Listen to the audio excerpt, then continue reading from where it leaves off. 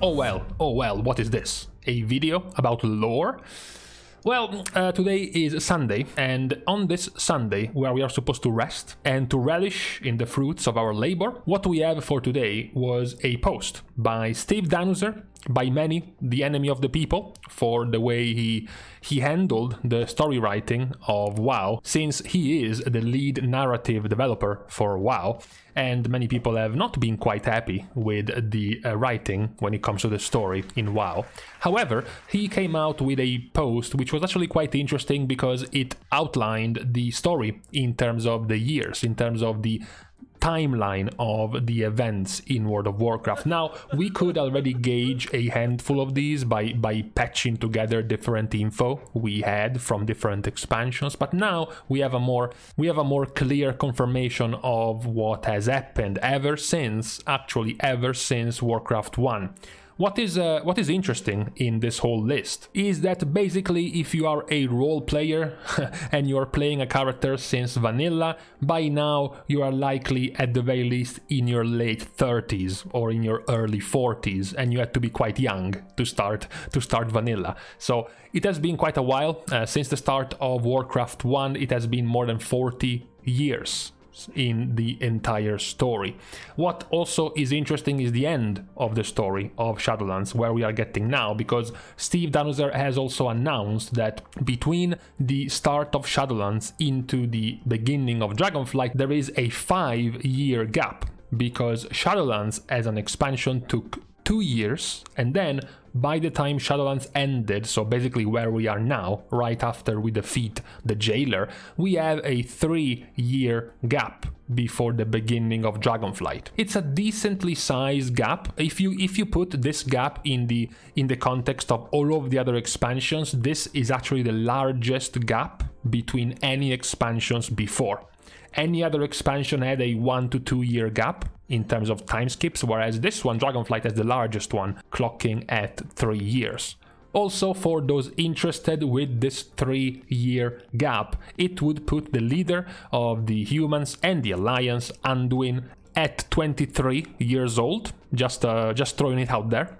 What is perhaps a little bit interesting when you are faced with the fact that we are skipping 3 years of time is if we were to see any changes in game. Because of course, yeah, okay, you tell us in a book, in an audiobook, in a preview cinematic trailer, or maybe just from a statement from a developer that we have time skipped some years. But then if we actually don't see it in game, is it really that impactful? So there are quite a few things that have been still left, I would say, unattended in the game right now. For example, there seems to be a giant fucking sword in the middle of Silithus, and that has been now 5 years since that thing has been there. So is anyone gonna take care of it anytime soon, or is it still gonna be in there? There is also other things, like for example, what about the Night Elves? I don't want to get into the details of what should happen and who is right and who is wrong and what should be the better solution for the Night Elves. Repopulate the current burned down tree, make a new tree, where would the new tree be, etc, etc. But still, they have been living in the backyard of Stormwind for quite a while, and now we get a 3-year time skip. Are they still just gonna be in there, or are they going to end up being set up somewhere to restart essentially their faction capital and whatnot? How about for all of the 17 gnome players watching this video, how about the gnomish capital? What has happened into that cursed place? The retaking of Gnomeregan has now been going on for quite a few years, and now we have an even bigger time skip. So are the gnomes going to get their own capital finally, or are we still going to get them to share a bed with the dwarves in Ironforge?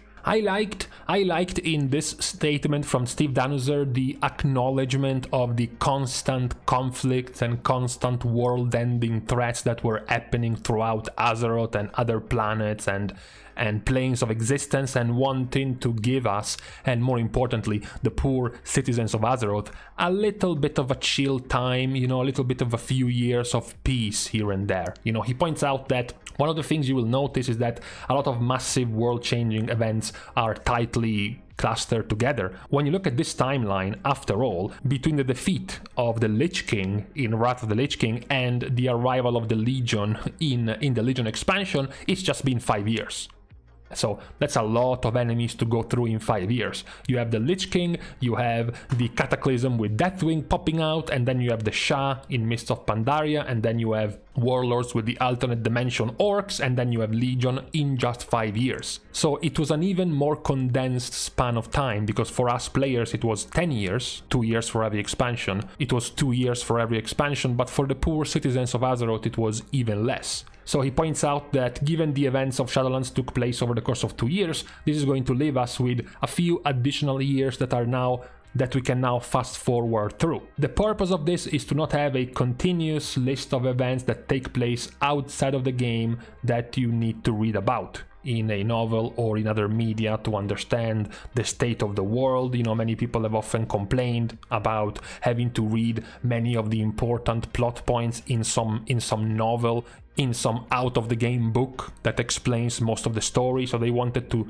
not have too many changes even if we have a 3-year time skip, and rather keep more of the changes in-game. The goal of the fast forward is to provide the people of Azeroth with a slice of normal life without a major threat looming over their heads, like we have gotten for pretty much every expansion for quite a while now. Another interesting point is that besides stretching out the WoW timeline a little bit more, another benefit of time skips is, of course, that it is going to let your younger characters grow a little bit older, allowing some of them to take a larger role in future storylines. Not so much time will be passing, of course, but still 3 years, you know, Anduin is growing up a bit. You now have the Thrall's son, which is now getting closer to teenage years, closer to adulthood compared to before. Still a few ways away, but at the very least, he's growing. He is repeating then that even if you are still waiting for some of the important plot points that you're expecting to happen, like for example the resettlement of Gilneas after being freed of undead Forsaken occupation, he is still pointing out that this is not gonna happen in the time skip. They would rather not want it to happen off camera, as already said, happening in a book somewhere. It is going to perhaps be, you know, part of future quest lines, part of future patches in-game that will show the resettlement of Gilneas. I'm pretty okay with this time skip. Of course, there are a few things that many players still wanted, as we said. The fixing of the question about Night Elves, about Gilneas, about Nomerrigan, even about Sylvanas and her jail time back down in the Maw. So there are still quite a few unresolved issues, but having a 3-year time skip to let things go further ahead and spread without any massive threat or any massive danger happening. Plus, we also know that Dragonflight, at the very least for now, is starting on a much smaller scale than previous expansion. There is no planet ending, solar system ending, or galaxy ending type of threat like we have gotten with Shadowlands in the Jailer, in BFA with N'Zoth, and in Legion with the entirety of the Burning Legion. So we are also toning it down a little bit more, which is also, I believe, something that many players wanted, to scale down the amount of threats you were having to face. So that's also a good thing. I'm also surprised at the 2 years spanning Shadowlands. You know, I thought many people had this idea that because we are entering this alternate dimension, different world of existence, the time wasn't going to run at the same pace in the normal world, in Azeroth. So basically, we would have spent 2 years in Shadowlands like it was nothing in the real world, but apparently no. That is also going to be 2 years of time spent in Shadowlands. So, you know, if you think about it, Shadowlands was 2 years and the citizens of Azeroth hasn't really seen or heard anything about it, right? If you were living in Stormwind during Shadowlands, you don't really realize much of anything has happened. And then you have 3 years of time skip before Dragonflight. So that's a full 5 years of peace that the citizens of the rest of Azeroth really have been living, which I think is a pretty nice, welcomed time of peace for all of the citizens of the planet so far. Let's hope that Dragonflight will continue this trend and is not going to betray us after the first patch by introducing a new giant mega dangerous villain wanting to destroy everything, and we keep the scales a little bit on the lower end, at the very least for just one expansion. Now, with this timeline recap, it's time to take a break and to leave each other to the rest of our Sunday, last day of this weekend. Thanks, of course, as usual, to all of my patrons for supporting me. You're helping me continue to produce content for WoW as we get deeper into the alpha, and then eventually, quite soon, my bet is on August the 31st or September the 7th for the beginning of the beta of Dragonflight. That will also be even more content to produce for all of you. Also, as usual, you can like and comment down below, as well as subscribe to this channel, which is kind of the goal for a YouTube channel that will help quite a bit. Also, what could help is following me on Twitter, as well as subscribing to my Patreon right down at these two links. Subscription to Patreon, which will give you access to my Discord channel. If you ever want to pop in, ask a few questions, have some tips, some suggestions about the content you want to see, I'm usually always available on Discord as well. With all of this said and done, thank you guys again for watching. See you guys soon, and in the meantime, as usual, I start making videos right before having to eat, which usually ends up with me eating about an hour later, because I can't fucking be in time ever.